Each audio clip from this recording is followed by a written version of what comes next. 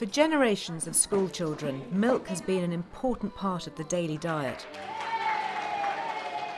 Doctors and nutritionists regard it as a healthy and nutritious food that helps keep children fit and active. It's pure, it's natural, and we all know where it comes from, right?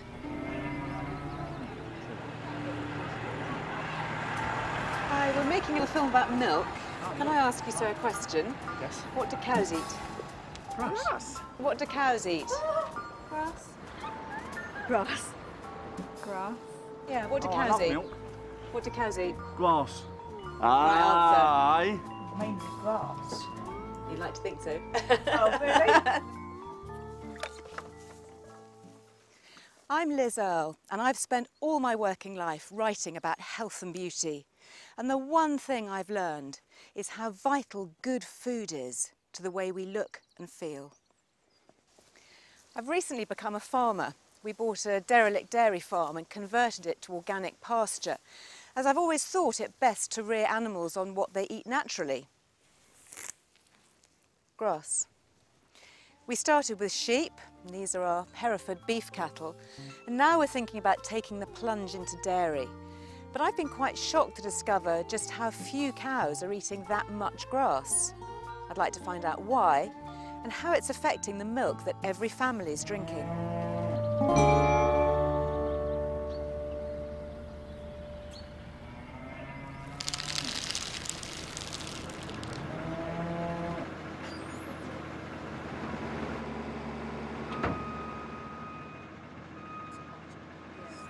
I'm meeting Amanda Ball, Head of Marketing at Dairy Co, public face of the UK dairy industry. She shows me a modern, high-yield dairy farm. A feed hopper grinds in the corner of the yard, and looking on are hundreds of cows in sheds. On the vast majority of British dairy farms, cows are housed for part of the year, and for part of the year they're out to grass. On this particular farm, and in other farms like this up and down the country, then cows are housed all year round. So what are they fed then if they're not eating the grass? Yes, well they do actually eat conserved grass. It's what we call a total mixed ration. Okay, so what is this? So what we're looking at here is a combination of conserved forages, and you might even be able to pick out there's grass in there, there's maize in there, and that's combined with cereal crops to provide carbohydrate and starch, things like wheat, and also there'll be some lovely protein in there, so things like rapeseed meal. And then that's complemented by all the essential vitamins and minerals that also goes into the TMR ration. So how much of that would be grass itself? Anywhere, from 15% upwards, but it really depends. It's on a farm-by-farm basis. And soya, is that added? Yeah, protein crops such as soya are included, yeah. So is that GM soya? As far as the debate around GM goes, then there currently, yes, there could be soya that would be sourced from crops that are from GM in other countries, yeah. Okay. Yeah. Now, what about the nutritional value of milk that's produced with cows eating TMR compared to just grass? What's your view on that? I mean, I think the important thing is to make sure that their nutritional needs are met. If you just fed cow on grass, then she would be able to fulfil her needs for maintenance, but not as a milk-producing cow. And that all that the cow ate was grazed grass, then essentially the production from the milking cow would not be economically viable. So, Well, that wasn't really the question I asked. Amanda's point may be true of cows like those on this farm that have been specially bred to produce high yields. But some farmers take a very different approach. Tom Mallison farms 400 Jersey Friesian cross cows in Dorset. This Jersey cross type of cow, although they give a bit less milk, they live a bit longer and they're a hardier type of breed. They also produce higher quality milk in terms of fat and protein, which means the farmer gets a better milk price than the standard sort of black and white liquid milk type cow. Right, so financially it's better for you as well? Yeah, very much so. Even though the output per cow is lower, the costs proportionally are even lower than that. So yeah. the margin is better. Are they just eating grass here? For the majority of their diet is just grass in the grazing season. A small amount of concentrate feed. and in the winter they'd eat silage and forage crops. Which is and stored that's- up grass, is it? Which is stored grass. I have to say they all look incredibly healthy. Is this a better diet for them? In my opinion it is, yes, particularly if with other species like clover and chicory in the pasture. Everything a cow needs can be found in the soil. It's just up to us as farmers to get better at using that soil instead of buying things in a bag and in a lorry to Did you have feed fewer our health cows. problems with them eating grass? Absolutely, yeah. I think it's partly down to the fact that they eat green food for most of the year, just like humans. I think eating their greens is good for them. And then presumably do the benefits get passed on through the milk? There's evidence to suggest that the milk from grass-fed cows is certainly healthier for humans. Research shows that milk from grazing cows contains higher levels of some nutrients than cows that are fed on TMR rations made with maize, silage and cereals. These nutrients include antioxidants such as vitamin E and important fats, the omega-3s and a substance known as CLA. These are really important for brain development and function. They help guard against heart disease and even some types of cancer.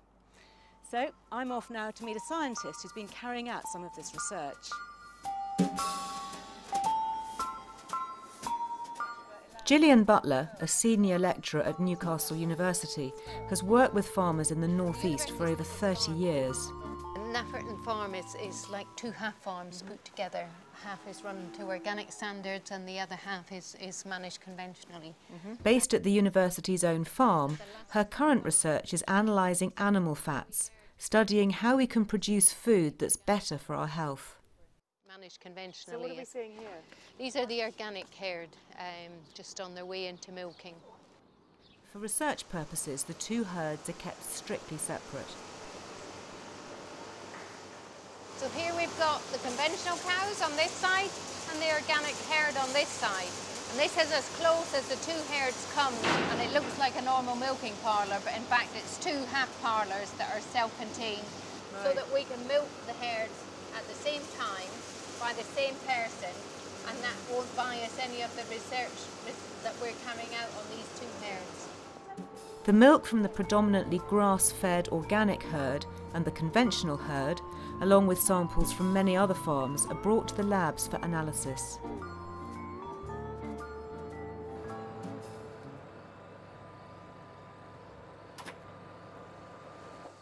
So this is the lab where all the sample preparation goes on, and this is Socrates, who's been responsible for all the sample preparation. You're the lead in all the... researcher. Yes, that's right. Fantastic, well done. And you? So what we have to do is put a carefully measured amount of each milk sample into these test tubes, mix it with various chemicals to release the fatty acids, and then we can measure them.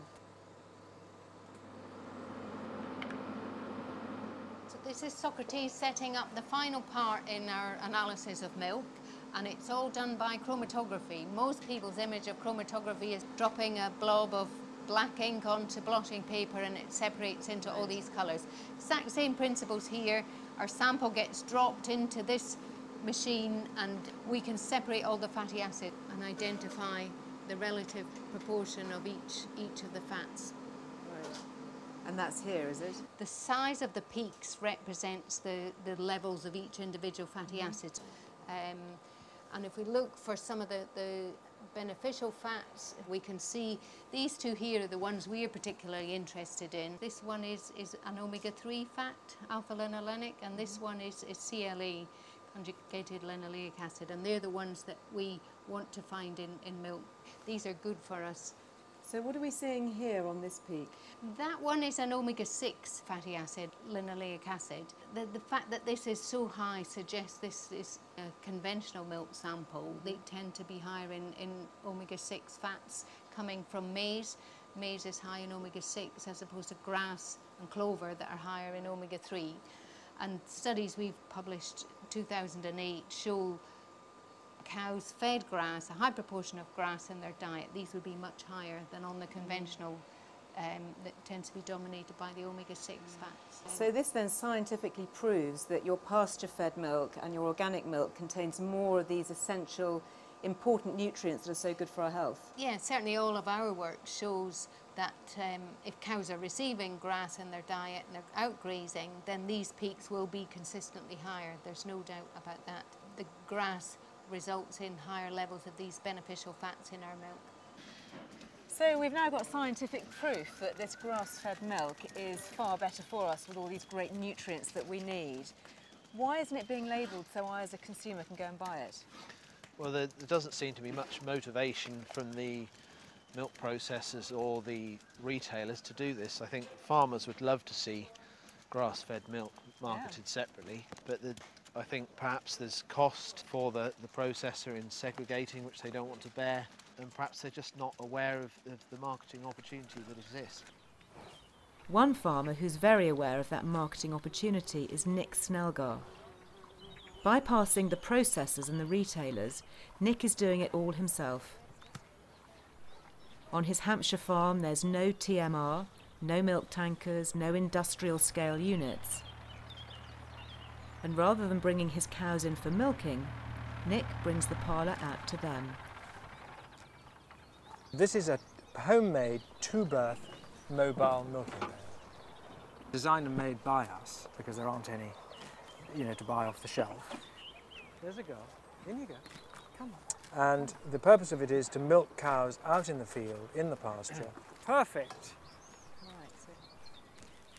So this is completely portable, so you It's can move this completely around the field, you can move it Yes. to a different farm. You can move it to a different farm, you can go and milk somebody else's cows. Brilliant. Nick also hopes to share his newly installed micro-pasteuriser with other local farmers. So is this proving really popular, this method? It's proving incredibly popular. Thank you. That's yours. Do you have milk? I do have milk, I have your milk. Great. It's going to be within a 10-mile radius of here. We've got 5 local shops within that ring who have all expressed an interest. And we'll be selling through the shops and we'll be selling to the doorstep as well. Tell me about the financial element of it. How does it work financially? Well, if we look at how you would normally start a dairy farm, you would be looking down both barrels of millions of pounds to actually be able to create the industrial unit to milk 200 odd cows, which is what you'd have to have in order for it to be viable, because it has to be on such a big scale in order to generate sufficient income. Because think of it, at the moment a dairy farmer from Dairycrest is lucky to be getting 30 pence, maybe 35 now because there's a scarcity of milk. 35 pence per litre to the farmer. Away it goes in a lorry and it suddenly ends up in your fridge at £1.05. That we can actually put out our milk at the same price, so we're actually going to be the same but better. It's been fed on pasture, it's there on your doorstep within 10 miles, and it's incredibly fresh. And what's your vision for the future? Well, you either look at dairy farming as being in total decline and we'll all end up with 3 massive sheds full of about 1 million cows, or you look at each community with a number of micro herds processing their own milk and selling it direct to the people. So replicate what you're doing here and we could have locally produced milk for the local communities, local jobs, far healthier milk right the way around the country. Yes, we certainly could, yeah. Food for thought, especially when considering plans for my own dairy herd. But for me, this all raises a far bigger question. If it's possible to produce healthier milk at the same price, why is it not widely available? Time to hear the industry view. We've seen research shows that grass-fed milk is having higher levels of some of the beneficial fats, the omega-3s, the CLA. Do you think that the industry could be doing more to encourage that and to create a better product? Yeah, I think what the science is really interesting and the science is evolving. I think the first point to start with is what a wonderful product we're starting off with. So yes, it is possible to, if you like, look at ways of adapting the final fatty acid composition of milk. But the fundamental issue is, as an industry, before we even go anywhere near additional value, we haven't actually established a good understanding of what's great about milk in the first place. So what then would you advise consumers to do? Firstly, they can look in terms of traceability and milk integrity. For example, they can look out for the Red Tractor logo on pack. Yeah, but that doesn't mean a huge amount, does it? I'm sorry. It just means that it's legal. It's British. Yeah, it does go beyond that in that the Red Tractor logo, for example, actually determines a whole series of controls, a whole series of balances and checks that farmers have to go to. It certainly doesn't tell you that the nutritional value is over and above perhaps the standard. No, I mean, you're absolutely right. The Red Tractor logo isn't about the nutritional quality. So let's forget that. Okay. So what else can we look for? The reality is, of course, that current labelling gives us no clue. Our message as an industry is that we want people to really kind of look at where their food comes from and how it's produced. Go and talk to your retailer, go and find out and go and ask questions, and then only then can they know the true value of dairy. Should we be looking for the words pasture-fed or grass-fed? Well, in terms of the system of production on pack, if that was creating a point of difference for the public and a point of difference and a point of added value for the farmer, then I'm sure that's information that people would gladly see. Farmers will respond to market drivers, but at the moment there aren't the market drivers there that would say produce whatever that added value product is. What we need is a marketing environment that allows us to differentiate at point of purchase. So you're absolutely right, it can be achieved, but it's not the answer for everybody. Because otherwise, if it's the answer for everybody, there is no point of difference. No, but there shouldn't be. There shouldn't really be two tiers of milk, should there? There should just be great milk for everybody. Well, isn't that what we've got today? Isn't that what we've got today? Well, I'll leave you to make your own mind up. The irony is, of course, that most of us believe the milk which we and our families drink, that's given to the children in school, comes from cows that eat grass, whereas, as we've discovered, grass can make up as little as 15% of a dairy cow's diet. The science is clear. The more grass a cow eats, the healthier the milk, and there are plenty of dairy farmers out there keeping their cows on the grass. On the shelf, though, it's almost impossible to distinguish pasture milk from TMR milk. And isn't it our right as consumers to know? I want to buy milk that comes from cows that have been fed grass, but at the moment it's not being labelled on the shelves, so I don't have that choice. All we need is a bit of honest labelling. It's not a big ask. I just want to buy milk that comes from cows eating grass.